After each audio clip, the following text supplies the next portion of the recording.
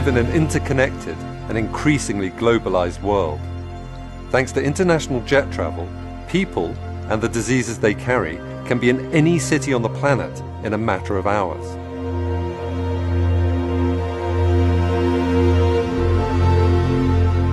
And once the virus touches down, sometimes all it takes is one sneeze to spread the infection throughout the community. When humans were hunter-gatherers roaming the wild savannas, we were never in one place long enough, and settlements were not large enough to sustain the transmission of infectious microbes. But with the advent of the agricultural revolution 10,000 years ago, and the arrival of permanent settlements in the Middle East, people began living side by side with animals, facilitating the spread of bacteria and viruses between cattle and humans. Epidemics and pandemics come in many shapes and forms. In 2010, for instance, a devastating earthquake struck Haiti, forcing thousands of people into temporary refugee camps. Within weeks, the camps had become breeding grounds for cholera, a bacteria spread by contaminated water, triggering a countrywide epidemic. But the most common cause of epidemics are viruses such as measles, influenza, and HIV. And when they go global, we call them pandemics. Pandemics have occurred throughout human history. Some have left scars on the tissue and bone of their victims, while evidence for others comes from preserved DNA. For instance, scientists have recovered DNA from the bacteria that transmits tuberculosis from the remains of ancient Egyptian mummies. And in 2011, scientists investigating a plague pit in the City of London were able to reconstruct the genome of Yersinia pestis, the bacterium responsible for the Black Death of the 14th century. It is thought the plague originated in China in around 1340, spreading west along the Silk Road, the caravan route running from Mongolia to the Crimea. In 1347, the plague reached the Mediterranean, and by 1400 it had killed in excess of 34 million Europeans, earning it the title, the Great Mortality. It was later historians who called it the Black Death. However, by far the greatest pandemic killer is influenza. Flu is constantly circulating between the southern and northern hemispheres. In North America and Europe, seasonal flus occur every autumn and winter. As the majority of children and adults will have been exposed to the virus in previous seasons, these illnesses are usually mild. However, every 20 to 40 years or so, the virus undergoes a dramatic mutation. Usually this occurs when a wild flu virus circulating in ducks and farm poultry meets a pig virus and they exchange genes. This process is known as antigenic shift and has occurred throughout human history. The first recorded pandemic occurred in 1580. The 18th and 19th centuries saw at least 6 further pandemics. In terms of mortality, none can compare with the Great Flu pandemic of 1918.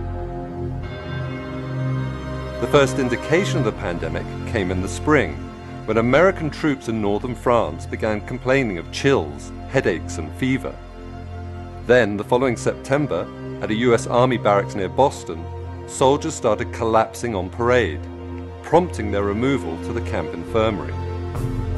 As a surgeon there recalled, 2 hours after admission they have the mahogany spots over the cheekbones, and a few hours later you can begin to see the cyanosis extending from their ears and spreading all over the face. It is only a matter of a few hours then until death comes, and it is simply a struggle for air until they suffocate. On the SS Leviathan, a huge American transport en route to Bordeaux, sick men hemorrhaged blood from their noses, turning the decks between their bunks slick with bodily fluids. Meanwhile, British soldiers returning from northern France on furlough introduced the flu to Dover and other Channel ports, from where the virus was carried by rail to London. By the time the pandemic had run its course in April 1919, an estimated 675,000 Americans and 230,000 Britons were dead. In India alone, some 10 million were killed. And worldwide, the death toll was an astonishing 50 million. But that was then. Today, planes can transport viruses to any country on the globe in a fraction of the time it took in 1918.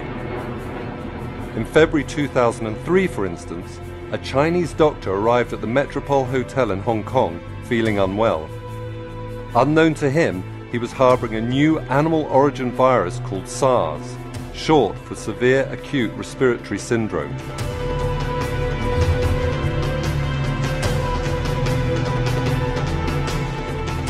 Within 24 hours of checking into room 913, 16 other guests had been infected, and over the following days, 5 boarded planes to overseas destinations, spreading the virus to Vietnam, Singapore, and Canada.